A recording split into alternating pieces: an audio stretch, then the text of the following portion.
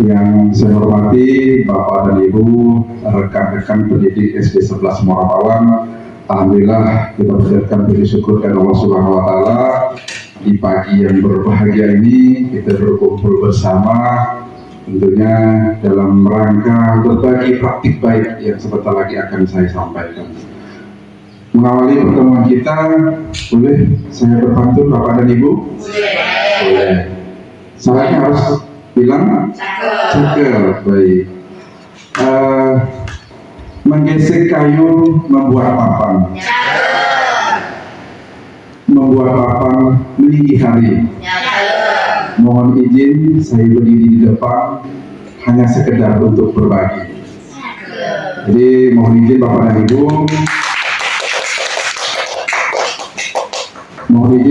Ibu, saya izin berdiri di depan, bukan maksud untuk menggurui, bukan maksud juga bahwa saya merasa hebat, bahwa saya merasa pandai. Setidaknya saya menyampaikan sedikit amanah dari program yang saya ikuti berkenaan dengan materi yang sebentar lagi akan saya sampaikan. Pada kesempatan pagi hari ini, sekedar ingin berbagi informasi dan mungkin mengupdate ilmu kita sebagai pendidik. Baik Bapak dan Ibu, kita langsung kepada materi. Adapun materi yang akan saya sampaikan, kita akan mengangkat tentang budaya positif. Di budaya positif ada yang namanya posisi kontrol, terus keyakinan kelas dan segitiga restitusi. Mungkin posisi kontrol Bapak dan Ibu sudah tahu apa itu? Belum ya? Terus keyakinan kelas juga. Keyakinan kelas, kalau selama ini sering kita sebut kesepakatan kelas, tapi sekarang namanya keyakinan kelas, dan terakhir segitiga restitusi, hal yang baru. Nah, hal ini kita pelajari sama-sama. Kita mulai pada apa sih budaya positif? Kalau budaya mungkin sudah paham. Budaya, mungkin Bu Wardah bisa bantu. Budaya apa Bu? Budaya, pengertian budaya apa ini Bu?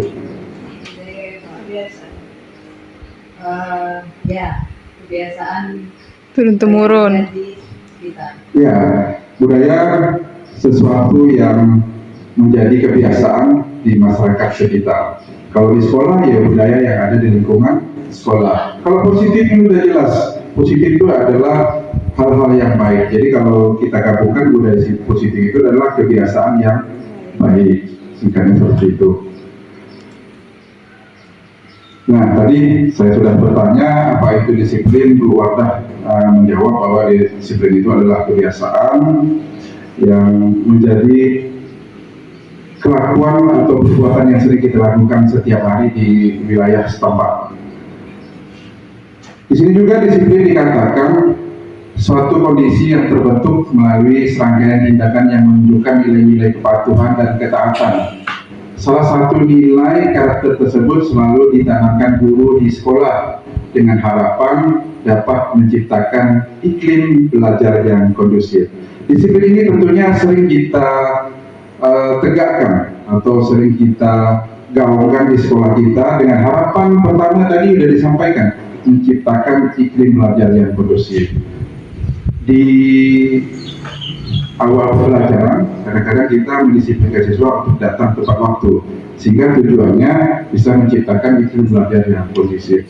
Dan tidak kalah penting, kalau menurut saya, kita menegakkan disiplin itu ada dua alasan. Yang pertama, karena itu program sekolah, karena kita punya program, kita mendisiplin sekolah untuk menciptakan anak yang sesuai dengan kurikulum merdeka sekarang, yaitu pelajar profil Pancasila. Seperti itu. Terus yang kedua, kita menegakkan disiplin karena memang di sekolah kita mengedepankan aturan itu, bahwa disiplin juga termasuk salah satu aturan yang ada di sekolah itu. Terus juga mungkin yang tidak kalah penting, kita menegakkan disiplin ini kaitan dengan pembentukan karakter. Karena karakter orang tuh, kalau mengajar itu mungkin semua orang bisa, tapi kalau mendidik itu hanya orang-orang yang hebat saja yang bisa mendidik. Jadi ini kaitan yang berkaitan dengan disiplin adalah tugas utama kita sebagai pendidik. Kita lanjut. Baik Bapak dan Ibu, saya akan coba tayangkan sebuah video.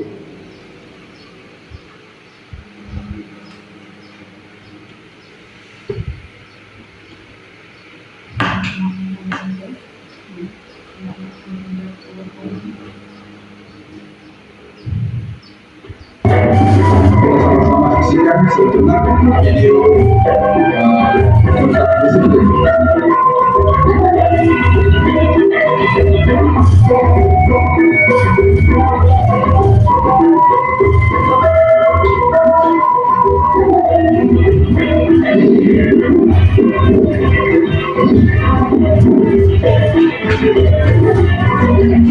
Ibu sudah pernah bilang kan sama kalian semua, kalau ibu sengaja mengambil jam pertama untuk mata pelajarannya ibu, untuk melatih kalian disiplin.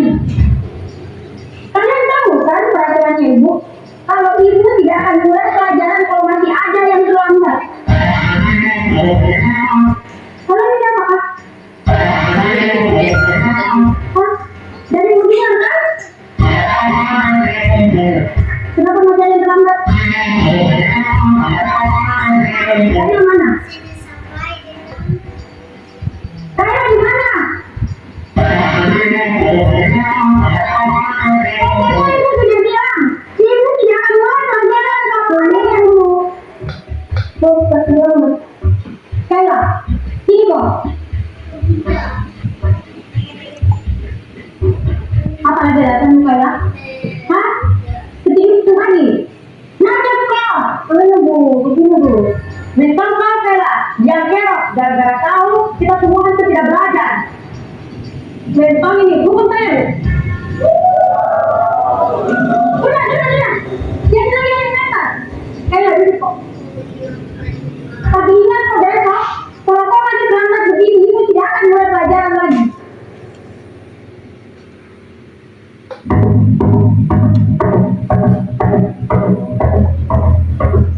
Selamat pagi anak-anak.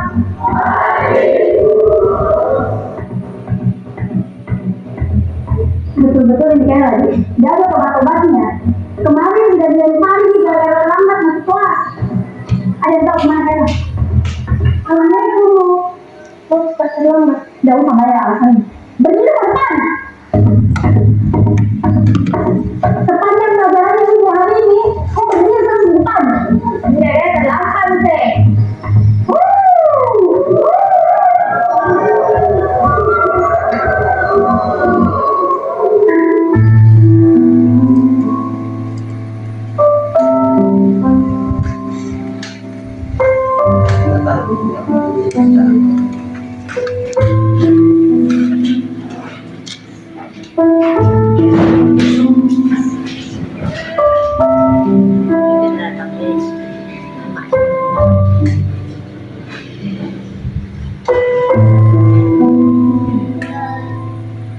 Sudah 1 jam lebih ini Kayla tidak datang.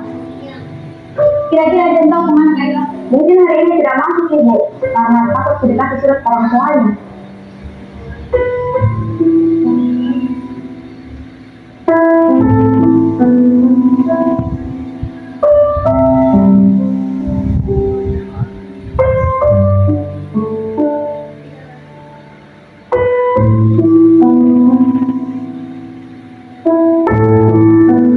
Pagi anak-anak.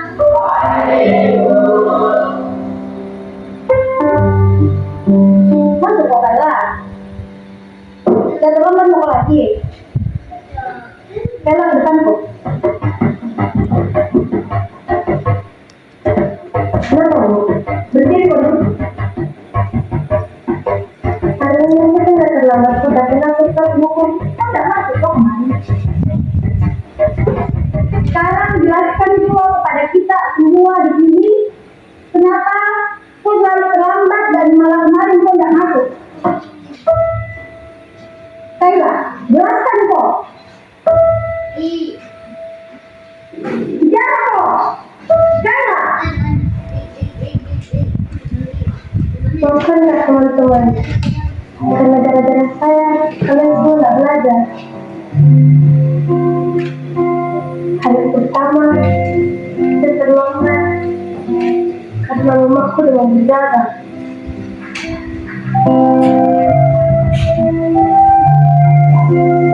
Terus keantar ke rumah sakit, terus ke sekolah.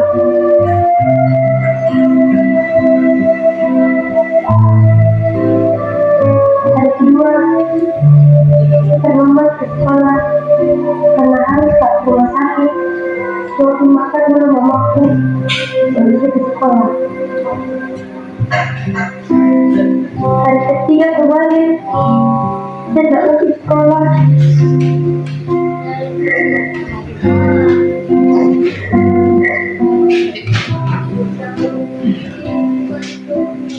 Aku hanya bunda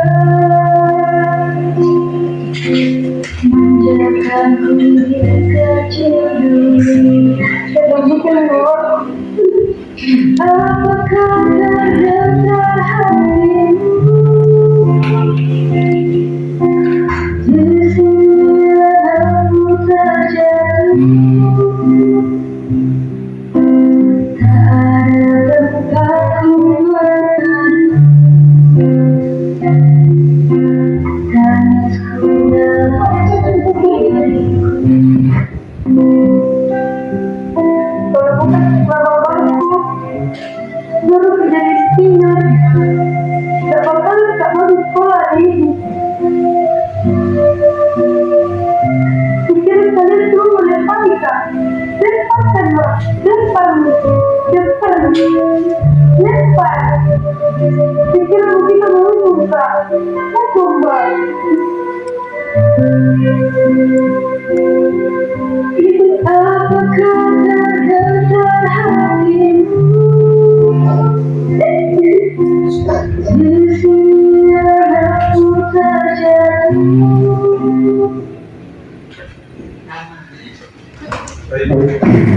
Baik Bapak dan Ibu, videonya mengandung bawang ya.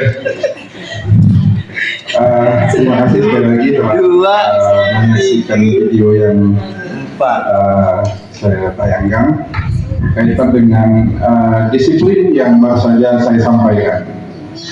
Kadang-kadang kita menegakkan disiplin tapi suka kebablasan ya, tanpa harus bertanya apa sih masalah anak ini di lapangan, di rumahnya atau di sekolah. Jadi seperti itu.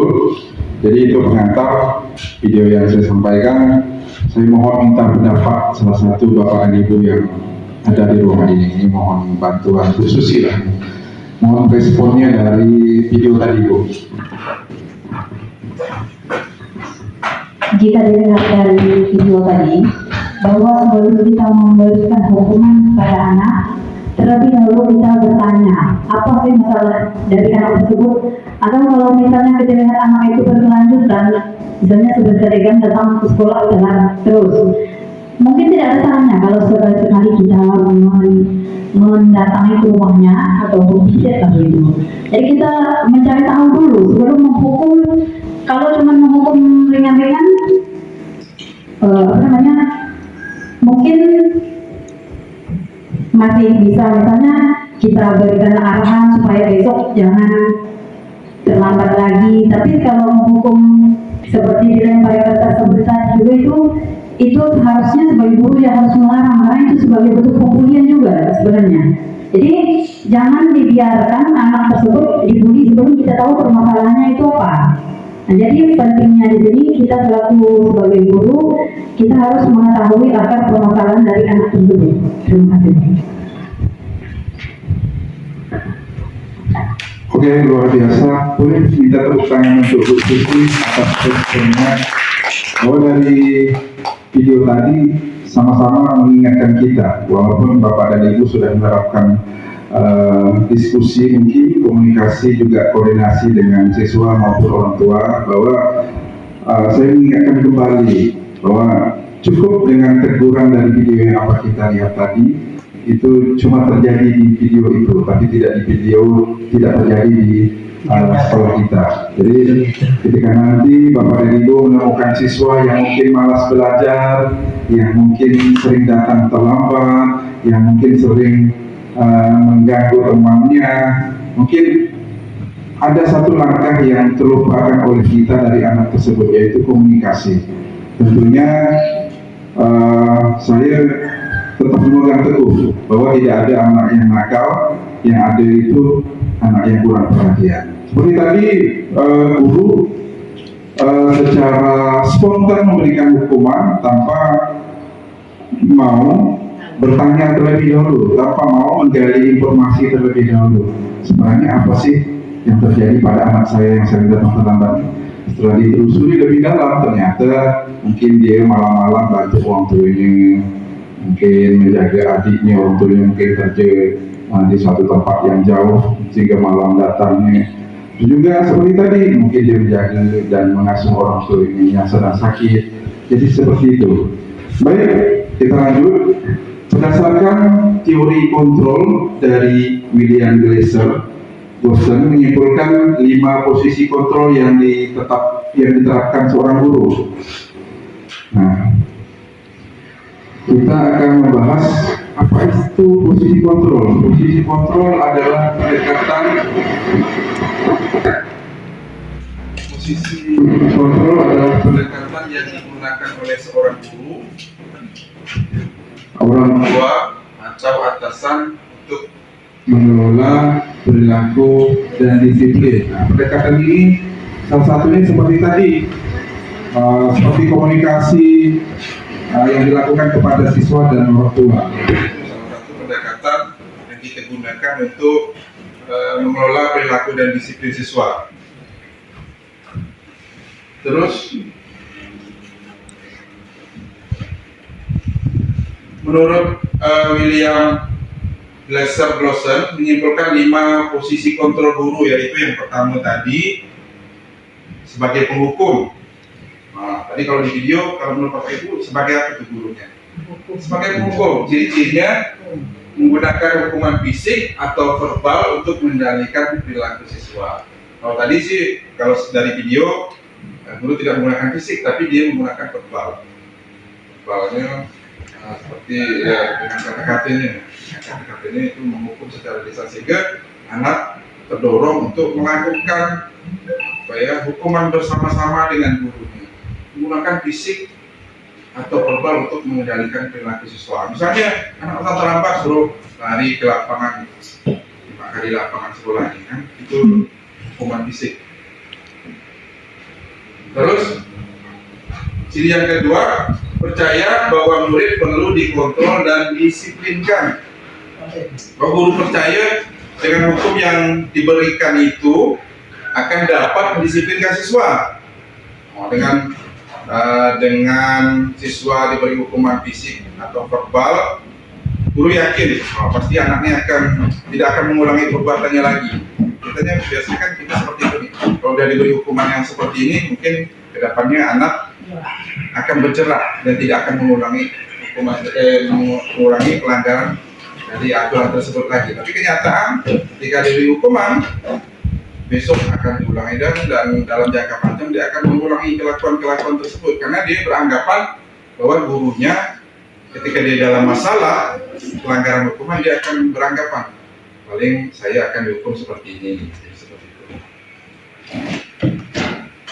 Terus ciri yang selanjutnya, sering menyalahkan dan mengkritik murid. Sering menyalahkan, seperti tadi, sering menyalahkan murid tanpa mau berkomunikasi, membangun hubungan yang baik dengan murid. Apa sih kendala murid di lapangan? Mengapa sih datang terlambat? Mengapa sih aturan sekolah yang dibuat itu dilanggar oleh siswanya? Jadi ini adalah salah satu kontrol posisi guru yang menurut Glasser tadi yang pertama, yaitu penghukum. Terus yang kedua, pembuat rasa bersalah.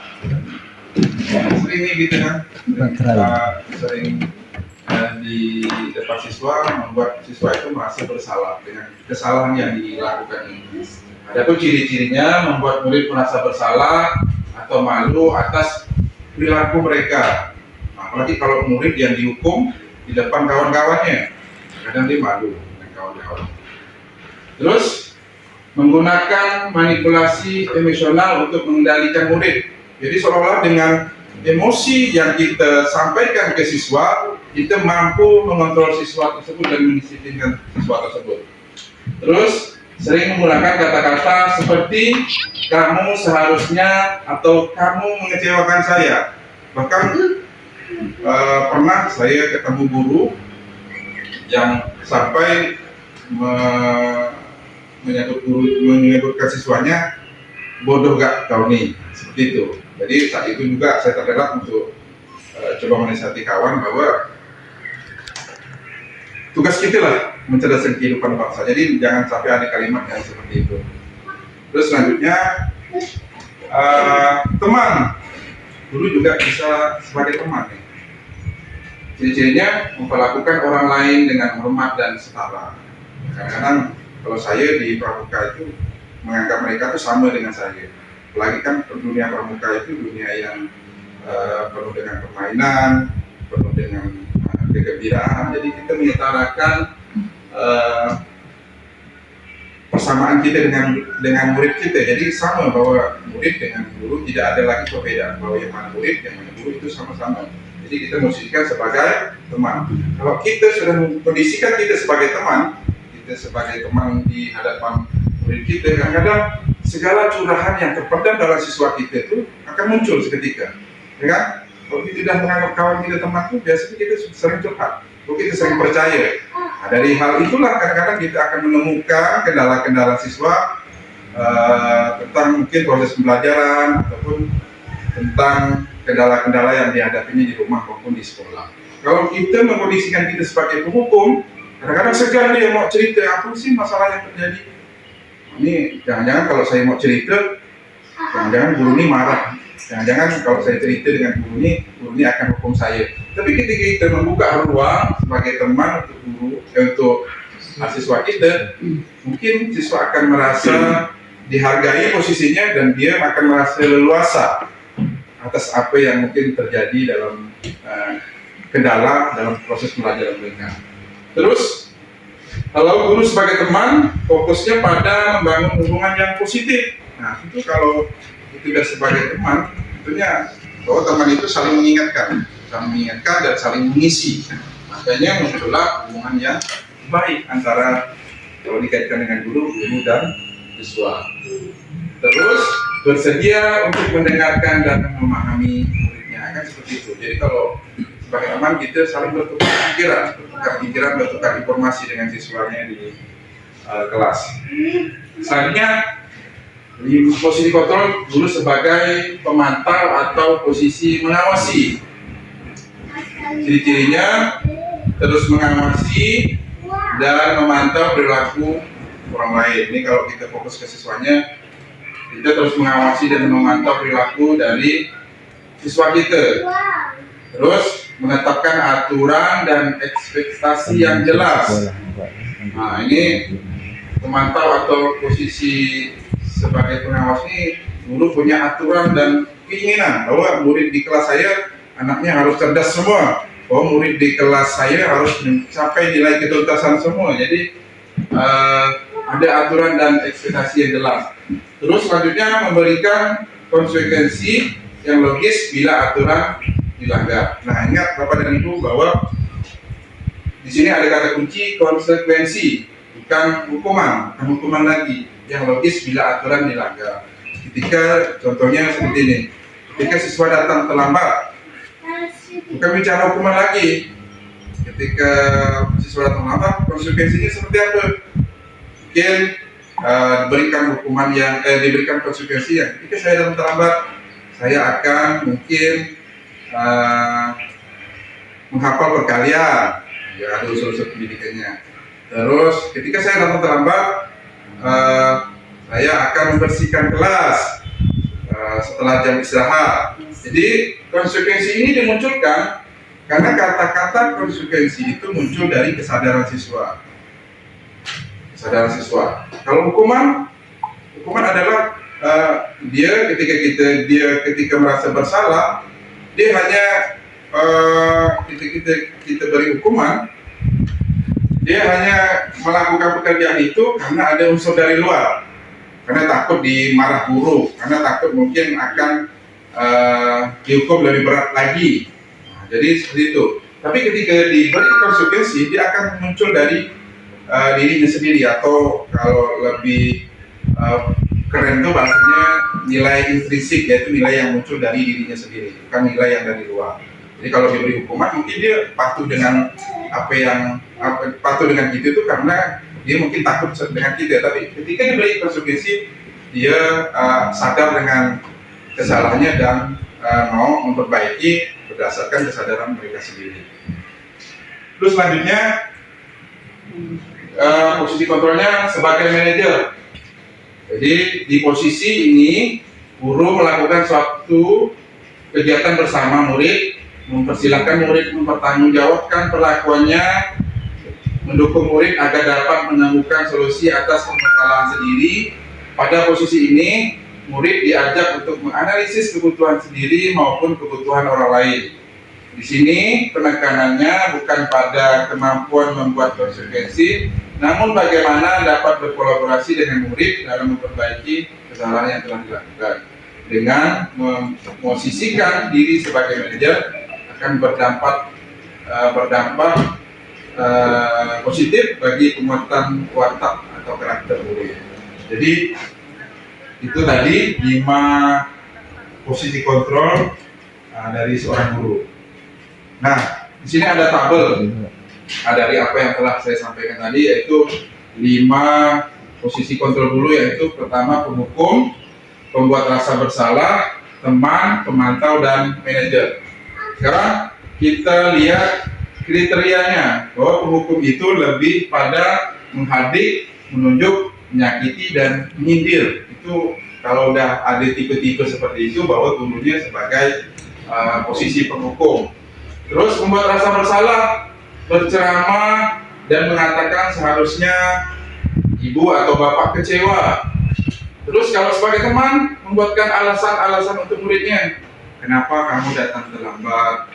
Kenapa kamu tidak mengerjakan tugas yang ibu berikan? Selalu bertanya alasan untuk menggali informasi berkenaan kesalahan yang dilakukan oleh siswa. Terus sebagai pemantau, menghitung dan mengukur.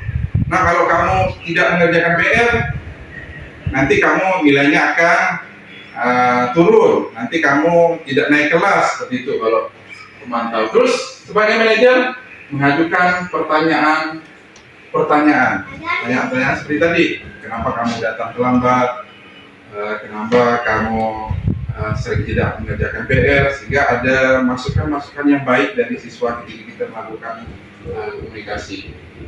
Terus di penghukum, guru selalu berkata, kalau kamu tidak melakukan, awas ya, rasakan. Itu kalimat awas itu merupakan kalimat penghukum. Terus kalau membuat rasa bersalah, kamu seharusnya sudah tahu, ibu lelah sekali mengatakannya, ibu stres. Wah, ini membuat sesuatu merasa bersalah. Wah, ibu ini mungkin stres gara-gara saya, merasa bersalah siswanya. Terus kalau sebagai teman, ayolah lakukan demi ibu. Masa kamu tidak mau? Ingat, tidak, ibu pernah berlaku. Itu sebagai teman, kita sama-sama mengingatkan. Terus pemantau, apa peraturannya? Terus manajer, apa yang kita yakini?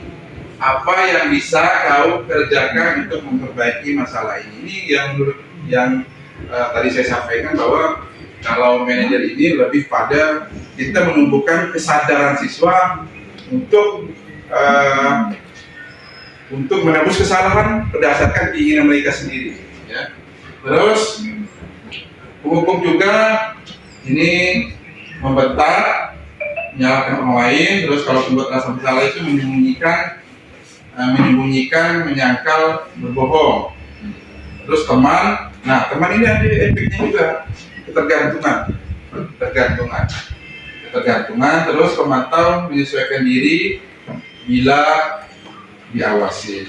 Kalau pemantau menyesuaikan diri bila diawasi. Jadi kalau dia bersihkan kelas itu ketika ada gurunya mah, kalau pemantau. Kalau tidak ada gurunya, dia ya seperti semula lah, kembali ke pengaturan awal.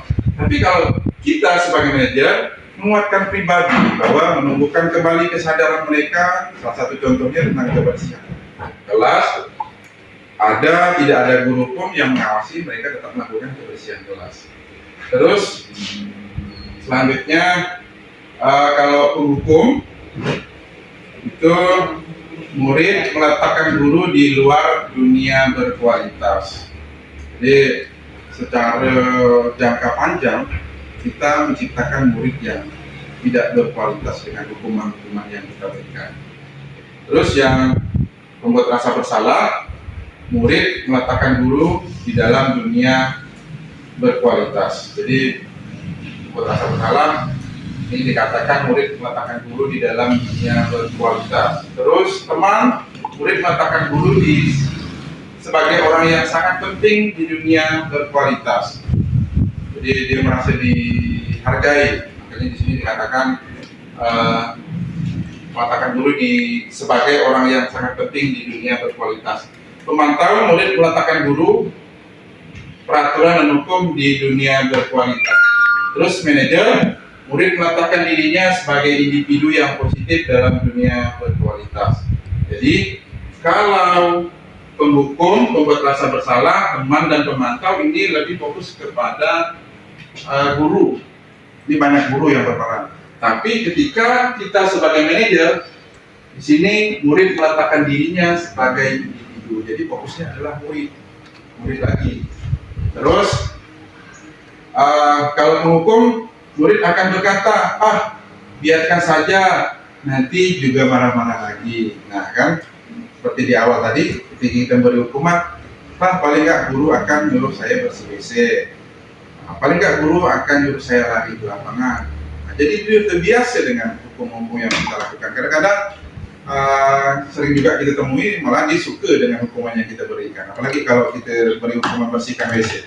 Wah, itu sambil acara mandi-mandi bareng lah dia dengan kawan-kawannya. Karena saking kebiasaan hukum yang kita berikan itu akan menjadi kebiasaan juga bagi mereka.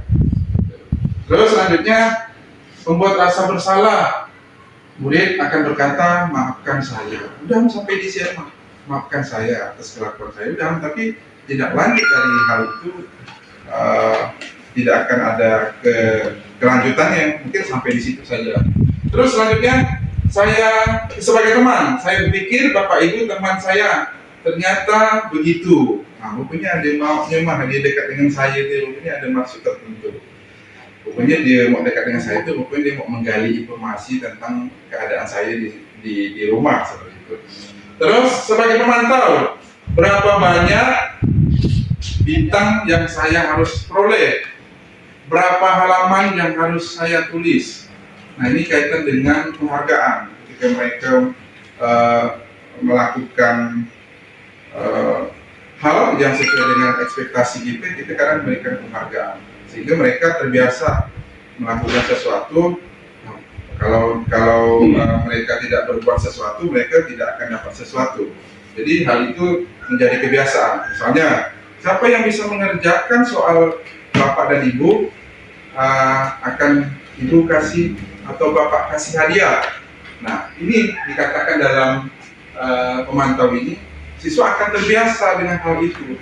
Dia akan berbuat berdasarkan unsur yang dari luar atau ekstrinsik, bukan unsur bahwa dia mau dapat nilai tinggi itu karena dari motivasi dia sendiri. Dia akan terbiasa ketika dia melakukan sesuatu, kalau tidak ada hadiahnya dia tidak akan berbuat. Terus selanjutnya, manajer, murid akan berkata, bagaimana caranya saya bisa memperbaiki keadaan. Jadi di pemantau ini dia sendiri ketika dia berbuat melanggar aturan, ketika nilainya mungkin tidak sesuai dengan harapan kita, kesadaran itu muncul dari diri sendiri, bukan dari guru. Terus sebagai penghukum, dampaknya pada murid mengulangi kesalahan. Makanya dia tahu kalau kita hukum nyapu, ya dia paling disuruh nyapu tidak belah, sukalah ini tidak belajar nih selama kalau nyapu ini sejam ya tidak nyapu selama sejam nih, tidak belajar dalam kelas, sukalah yang itu sudah terbiasa. Merasa rendah diri. Nah, pembuat rasa bersalah ini ketika kita pojokkan, dia akan menjadi pribadi yang rendah diri. Terus lemah, Kalau yang teman, lemah, tidak mandiri dan ketergantungan, apa-apa tanya dengan guru lah. Apa-apa mungkin kalau ada masalah, nanti ceritanya sama guru. Jadi seperti itu. Mohon izin Bapak dan Ibu sambil ngecas, mohon bantuan untuk ngecasnya listrik. Ini dipakai. Oke, selanjutnya pemantau menitik beratkan pada sanksi atau hadiah untuk dirinya. Nah, itu tadi dia berbuat itu kalau ada hadiahnya. Kalau tidak ada hadiahnya, ya tidak akan berbuat. Jadi secara tidak langsung akan menurunkan kualitas bahwa ketika anak-anak itu diiming-imingi dengan hadiah, ya, dia akan beranggapan akan menjadi pribadi segala sesuatu yang dilakukannya akan diukur dengan hadiah dan berdasarkan motivasi yang memang berasal dari dirinya. Selanjutnya mengevaluasi diri, bagaimana cara memperbaiki diri itu kalau di posisi manajer. Nah, kalau kita lihat di tabel di atas, di motivasi, kalau menghukum membuat rasa bersalah itu masuk pada kategori kontrol dari luar, itu hal yang muncul dari luar.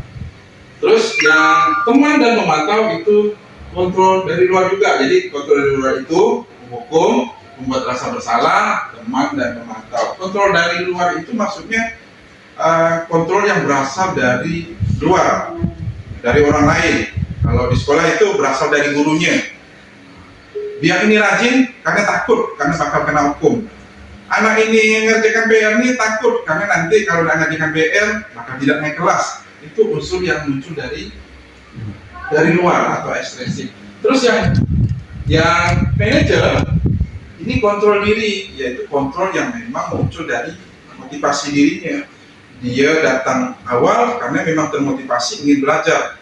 Dia belajar rajin karena memang motivasi dalam dirinya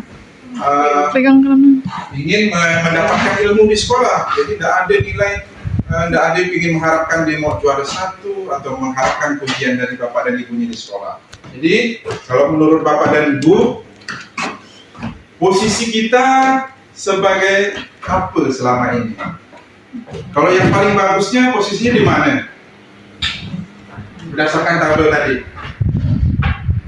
Nah, berdasarkan tabel tadi, kalau menurut bapak dan ibu, bagusnya itu yang mana? Ya, Ibu Korda silakan. Ini mic kita ini habis baterai. Terima kasih Pak Suhaili atas kesempatan. Mohon izin Bapak Ibu semua yang hadir di sini.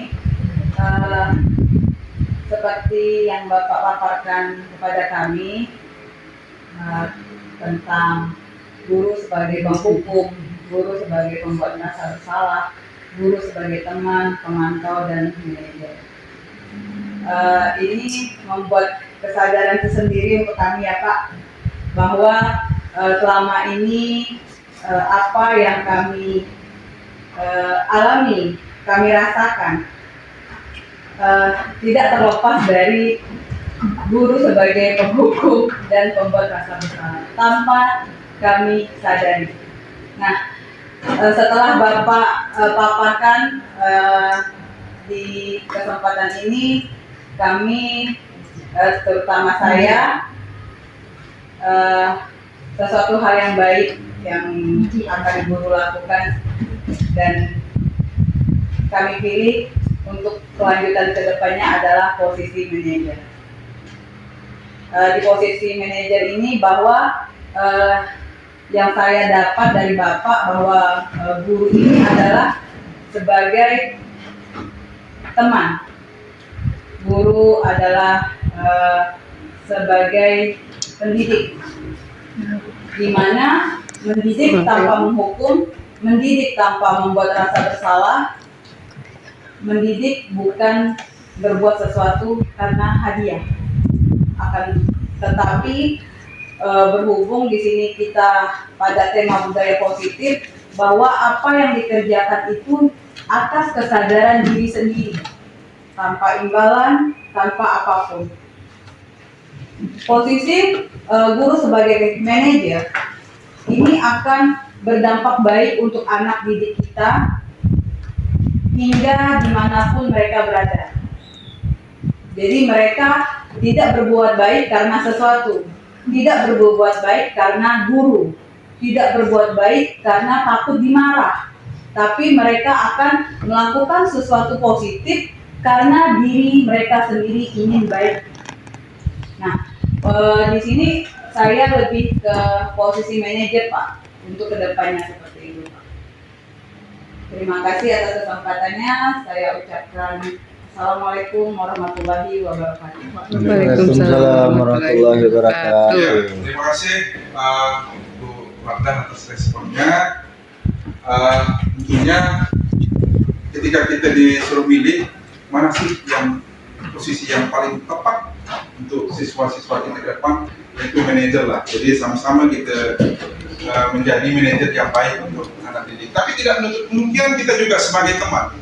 Kita juga sebagai pemantau. Jadi kalau menurut saya teman tetap, pemantau tetap, dan manajer yang mungkin selalu kita kembangkan. Kadang-kadang kita di kelas mungkin ada kondisi kita harus sebagai teman untuk siswa-siswa kita, terus juga kita sebagai manajer, dan tidak kalah penting adalah kita sebagai manajer, sebagai pemantau, dan terakhir sebagai manajer. Terus selanjutnya keyakinan kelas. Nah, ini kemarin juga pernah kami pelajari pada program penggerak tentang keyakinan kelas. Kalau kemarin-kemarin mungkin Bapak dan Ibu nyebutnya kesepakatan kelas ya, yang sering kita buat di awal tahun pelajaran. Terus di awal semester kita membuat kesepakatan kelas dengan catatan kesepakatan yang kita buat bisa kita terapkan di kelas dan bisa dipatuhi anak-anak kita di kelas juga. Baik, sini ada pertanyaan. Mengapa tidak peraturan saja? Mengapa harus keyakinan kelas? Nah, mengapa harus keyakinan kelas? Karena kita gali lebih dalam. Sini ada pertanyaan. Mengapa kita memiliki peraturan harus menggunakan helm bila mengendarai kendaraan roda 2? Nah, ini kalau Pak Fendi gimana jawab ini, Pak Fendi? Kenapa kita memiliki peraturan harus menggunakan helm bila mengendarai kendaraan roda 2? Kenapa sih kita harus pakai helm? Loh, itu kendaraan saya, kepala saya, nah itu. Alasannya apa, Pak Fendi? Kalau menurut saya pribadi, helm kegunaannya untuk menjaga keselamatan ketika berkendaraan memakai roda 2. Ya, Penjelasan untuk mengantisipasi hal yang tidak kita inginkan. betul. Tujuan akhirnya menggunakan helm untuk siapa nih? Untuk diri pribadi, Untuk diri kan, bukan untuk orang yang memerintahkan. Misalnya Pak Fendi, pakai helm ya, pakai helmnya. Tapi itu tidak ada faedahnya bagi saya, tapi itu bermanfaat bagi yang memakai helm, bagi Pak Fendi. Terus pertanyaan yang kedua, mengapa kita memiliki peraturan 3M? Menggunakan masker, mencuci tangan, dan menjaga jarak 1,5 meter. Nah, ini cerita ini zaman COVID kemarin. Kenapa sih kita harus pakai masker, mencuci tangan, dan menjaga jarak? Nah, gimana nih Bu Khadijah? Kenapa nih? Kalau memakai masker, mencuci tangan, dan menjaga jarak itu untuk kalau mencuci tangan untuk kebersihan, untuk diri sendiri supaya lebih sehat. Sama dengan menjaga jarak, karena kemarin kan COVID Pak. Ya. Dengan masker, karena masker dalam itu dikatakan maskermu menjagaku, maskerku menjagamu, kan gitu. Jadi sama-sama menjaga kesehatan. Kita menjaga kesehatan diri kita dan orang lain, orang di lingkungan itu. Terus kalau lebih lanjut, kalau kita menggunakan masker, mencuci tangan, dan menjaga jarak, berarti kan poin pentingnya kita menjaga kesehatan. Iya. Kesehatannya untuk diri kita sendiri kan? Ya, berarti tujuannya kembali kepada diri kita lagi, sama seperti tadi yang pakai helm kan? Sama. Ya. Terus selanjutnya, mengapa kita memiliki peraturan harus datang tepat waktu pada saat mengikuti pelatihan? Nah, misalnya contohnya ada pelatihan nih, ada KKG tentang pengaplikasian PMM yang sangat dibutuhkan. Kenapa nih Bu Nopi bisa berikan alasannya? Kenapa sih kita harus datang pada saat pelatihan, Bu Nopi?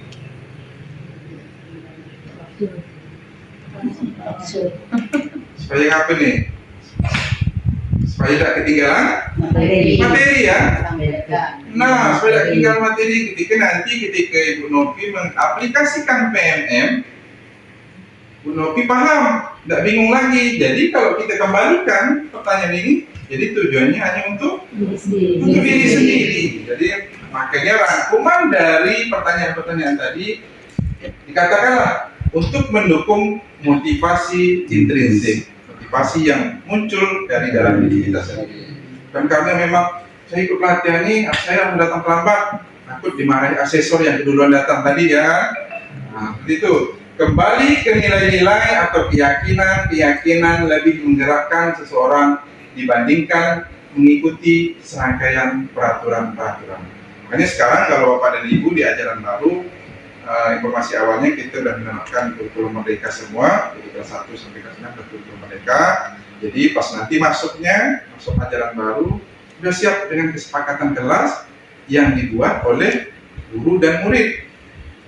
Jangan buat di guru, murid yang buatnya, biar mereka merasa bertanggung jawab atas kesepakatan kelas yang kita buat, atas keyakinan kelas yang kita buat. Oh, ini keyakinan yang kita buat kemarin, masa kamu langgar? Seperti itu. Jadi mulai dari sekarang, mungkin hari ini dan mungkin kawan-kawan juga Bapak ini juga sudah menerapkan apa itu keyakinan kelas. Keyakinan percaya bahwa kita mampu memunculkan motivasi yang memang muncul dari diri siswa, bukan motivasi yang muncul dari diri kita. Baik, kita berlanjut. Nah, sini saya tampilkan ada dua template, yang sebelah kanan ada yang sebelah kiri di arah saya berdiri. Terus pertanyaannya, yang mana yang keyakinan kelas Bapak dan Ibu? Keyakinan kelas. Yang kanan saya atau yang kiri? Yang kiri. Kalau yang kanan itu lebih pada kesepakatan atau peraturan kelas, mematuhi tata tertib sekolah, masuk pulang tepat waktu, belajar dengan tertib, saling menghargai, berpakaian rapi dan sopan. Ini sering kemarin-kemarin yang sering kita buat di awal tahun pelajaran. Di awal tahun pelajaran kita biasanya membuat aturan kelas. Ya, mungkin siswanya harus patuh tanpa menggali lebih dalam bahwa siswa patuh itu karena memang takut kepada guru. Terus contoh sebelah ini adalah keyakinan kelas. Kalimatnya sedikit berubah dari peraturan. Kami meyakini bahwa sangat penting untuk menghormati semua orang dan barang milik orang lain. Kami di sini adalah dalam lingkup kelas itu. Di kelas itu ada gurunya dan siswanya. Kami meyakini bahwa dia yakin. Karena yakin ini kaitannya dengan kata bahwa yakin itu berasal dari unsur intrinsik atau motivasi yang muncul dari diri siswa tersebut. Makanya kalimatnya, kami meyakini, saya yakin bahwa sangat penting untuk menghormati semua orang dan barang milik orang lain. Terus kami meyakini bahwa sangat penting untuk mengerjakan segala pekerjaan atau mengikuti kegiatan yang telah ditugaskan. Kami meyakini bahwa sangat penting untuk merasa diterima pada suatu kelompok dan saling peduli satu dengan yang lain. Jadi ke depan mungkin di ajaran tahun baru Bapak Ibu kembangkanlah keyakinan-keyakinan apa sih yang Bapak Ibu perlukan di kelas tersebut, dengan tujuan dan harapan keyakinan ini akan merubah perilaku-perilaku yang muncul di ajaran-ajaran sebelumnya. Semoga di tahun kedepannya apa yang menjadi ekspektasi kita bisa kita sepakati dengan siswa di kelas. Baik, kita lanjut Bapak dan Ibu. Nah, tadi kita sudah membahas pertama itu posisi kontrol. Terus selanjutnya juga tadi kita mempelajari tentang keyakinan kelas. Ini terakhir, materi terakhir tentang segitiga restitusi di sekolah. Ada yang tahu segitiga restitusi? Belum ya? Kita belajar sama-sama. apa itu segitiga restitusi, ya. Terus segitiga restitusi merupakan proses untuk menciptakan kondisi bagi murid untuk memperbaiki kesalahan mereka sehingga mereka bisa kembali pada kelompok mereka dengan karakter yang lebih kuat. Nah, jadi segitiga restitusi itu adalah proses untuk menciptakan kondisi bagi murid untuk memperbaiki kesalahan mereka. Kalau kemarin untuk memperbaiki kesalahan mereka kita nyebutnya hukuman. Nah, sekarang namanya segitiga restitusi. Kita pelajari lebih dalam. Baik. Ada video tentang apa itu segitiga restitusi.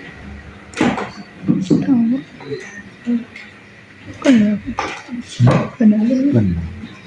Dekat anak Bang Jun.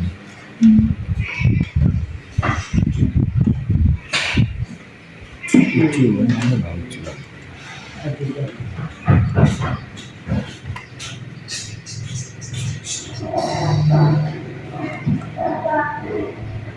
Aulia, silakan duduk. Bagaimana kabarmu, Aulia? Saya kesal sekali dengan ulang guru tadi, Pak. Dia tidak bersedia meminjamkan buku catatannya. Padahal saya hanya ingin menyalin tugas. Setiap orang tentunya kesal jika tidak diajukan. Lalu apa tindakan kamu tadi, Aulia? Tadi saya robek buku catatannya, tapi cuma sampulnya aja kok, Pak. Kesel banget saya. Wajar jika kita emosi. Lalu, apa Aulia puas dengan tindak itu? Tentu tidak, Pak. Saya yakin saya salah sudah merobek bukunya. Lantas, seperti apa sikap yang Aulia yakini? Harusnya saya lebih sabar dan menghargai diri orang lain. Jadi, apa rencana Aulia untuk memperbaiki keadaan ini? Saya akan meminta maaf kepada Nurul, Pak. Dan saya juga bersedia untuk mengganti sampul bukunya yang saya rusak tadi. Gimana, Pak? Setuju. Bagaimana perasaanmu jika sudah melakukan tindakan yang kamu yakini itu, Aulia? Tentunya saya akan menjadi pribadi yang lebih tenang dan sabar, Pak. Baiklah, Aulia. Mari kita pikirkan penyelesaian masalah ini. Jika perlu, kita panggil Nurul. Bagaimana? Siap, Pak. Terima kasih, Pak.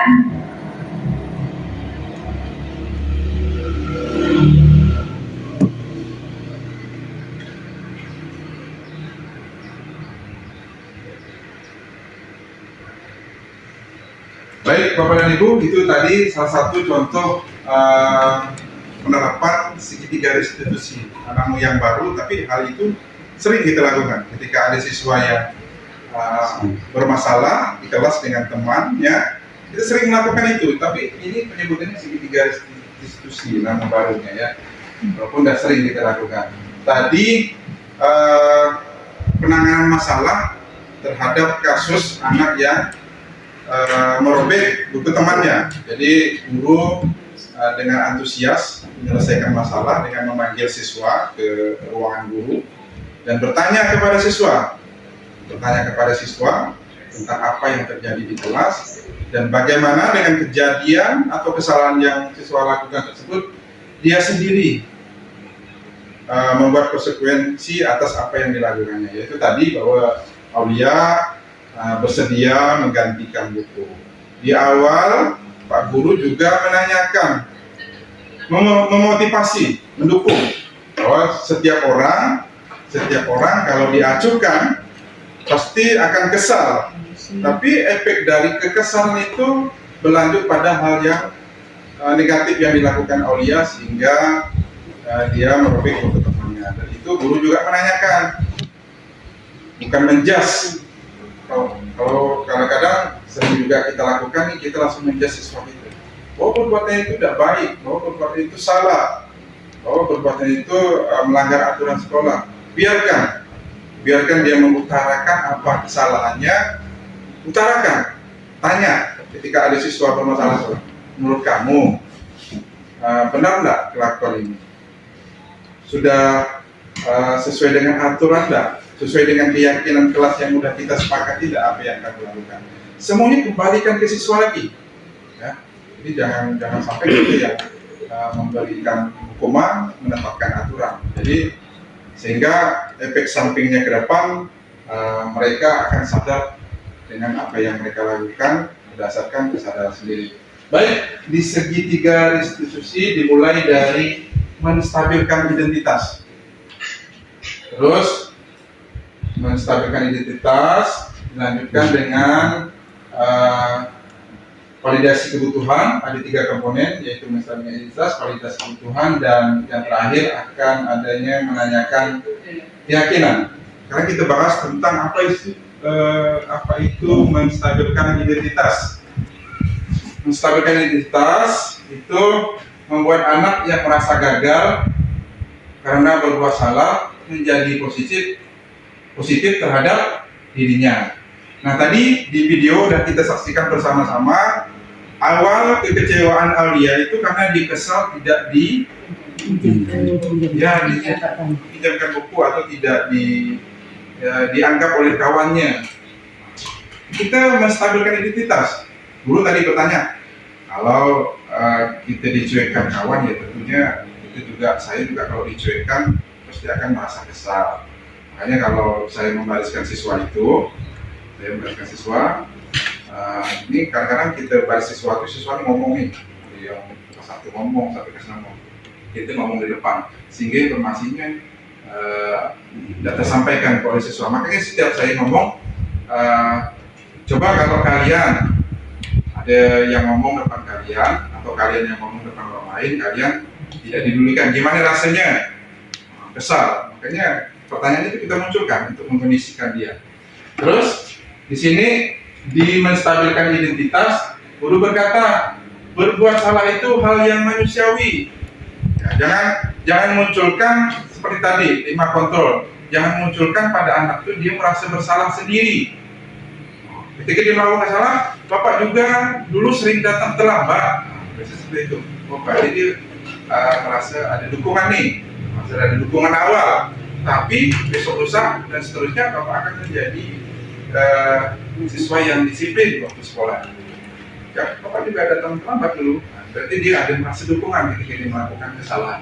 Ini sepaham dengan pengertian menstabilkan identitas, yaitu membuat anak yang merasa gagal karena berbuat salah menjadi positif. Jika ada salah nih, tapi jangan dijatuhkan dulu, dukung dulu nih dia berbuat salah nih. Terus tidak ada manusia yang sempurna.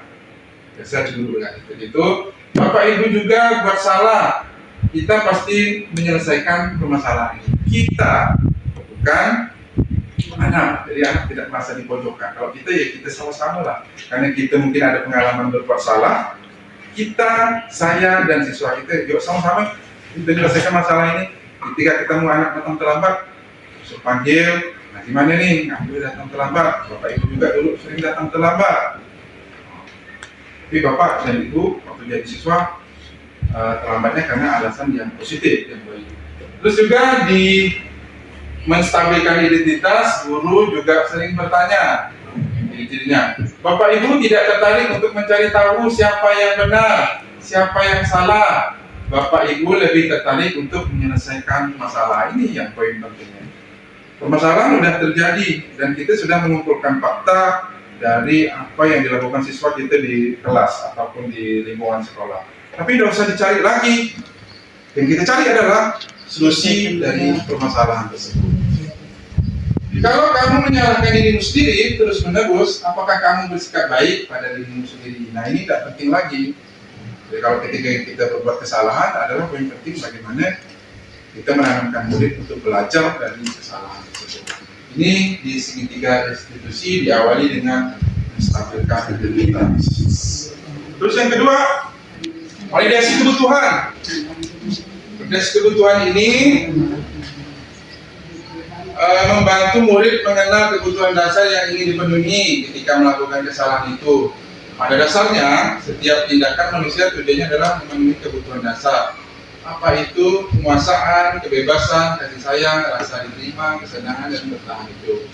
Dalam validasi kebutuhan ini ditandai dengan guru bertanya, kamu bisa saja kan melakukan hal yang lebih buruk tapi kamu tidak melakukannya.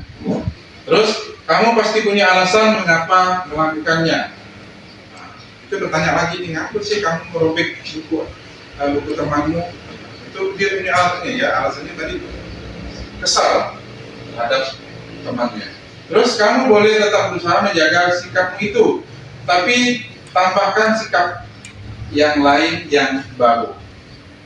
Terus juga, maukah kamu belajar cara lain untuk mendapatkan yang kamu butuhkan tanpa harus memukul? Maka banyak cara lain nih, bisa ngomong dengan benar-benar kepada temannya, bukan hanya seperti tadi harus merobek. Apakah kamu bisa melakukan dengan lebih baik besok lagi? Jadi ini merupakan keyakinan yang kita munculkan kepada siswa untuk merubah perilaku yang tidak baik yang dilakukannya di sekolah. Selanjutnya yang terakhir, langkah segitiga restitusi adalah menanyakan keyakinan. Makanya tadi itu kita buat keyakinan di awal tahun pelajaran, sehingga itu menjadi rambu-rambu untuk memunculkan motivasi yang muncul dari diri siswa. Anak melihat kesalahannya dihubungkan dengan norma sosial dan nilai-nilai yang mendasari manusia berinteraksi dengan orang lain. Nah, ini pada keyakinan, menanyakan keyakinan, guru dituntut harus menghubungkan ketika membalikkan keadaan. Misalnya tadi kasus Aulia yang saya tanyakan, seandainya posisi itu berada di posisi Aulia, si Aulia bukunya dikoyakkan, bagaimana perasaan Aulia? Mungkin dia akan menjawab, akan kesal. Jadi ketika ketemu anak yang mungkin terjadi di kelas kita, balikan kondisi itu, tukar posisinya, bahwa yang merasa dirugikan adalah yang membuat kesalahan. Jadi gimana perasaan kamu kalau misalnya yang dikoyakkan itu adalah buku kamu? Seperti itu. Dengan bertanya seperti itu, dia akan mengetahui. Mungkin kalau dia menjawab sedih, ya seperti itulah yang akan dirasakan kawan yang dikoyakkan bukunya tadi. Terus pertanyaan yang muncul di segitiga restitusi yaitu, apa nilai yang kita percaya di kelas sekolah kita? Ini kembali kepada kesepakatan keyakinan kelas yang kita buat, bahwa ketika dia melakukan hal itu, bahwa ingatkan kembali, kan di awal tahun pelajaran sudah kita sepakat ini, bahwa kita harus saling menghargai teman. Kenapa pada hari ini Aulia melakukan kesalahan itu? Ingatkan kembali lagi tentang keyakinan kelas yang dibuat. Terus selanjutnya nilai-nilai universal apa yang telah kita sepakati ini. Nilai universal itu nilai yang sering muncul, nilai yang adil, nilai baik yang sering kita lakukan di sekolah kita. Seperti motto yang saya buat kemarin, salah satunya seperti itu. Terus kelas yang ideal itu seperti apa sih? Tanyakan hal itu. Menurut kamu kelas yang ideal seperti apa? Mungkin dia akan menjawab sekolah yang aman, kelas yang bersih, kelas yang tidak ada perselisihan, seperti itu. Jadi itu pertanyaan-pertanyaan kaitan dengan langkah terakhir di segitiga restitusi. Jadi ini kita pada slide terakhir, sampailah kita pada slide penutup, yaitu slide terima kasih. Sekali lagi saya ucapkan terima kasih kepada Bapak dan Ibu telah meluangkan waktu untuk membersamai saya dalam sama-sama kita belajar tentang budaya positif, khususnya yang ada di lingkungan sekolah itu. Jadi sebelum mengakhiri, mungkin ada Bapak dan Ibu ingin bertanya, saya silakan. Atau pas saja ya Bapak dan Ibu, karena waktu sudah menunjukkan jam makan siang ya. Terima kasih sekali lagi. Saya tutup dengan sebuah pantun burung irian, burung cendrawasih, burung nuri di kepit pintu. Cukup sekian dan terima kasih. Wassalamualaikum warahmatullahi wabarakatuh. Waalaikumsalam. Warahmatullahi wabarakatuh.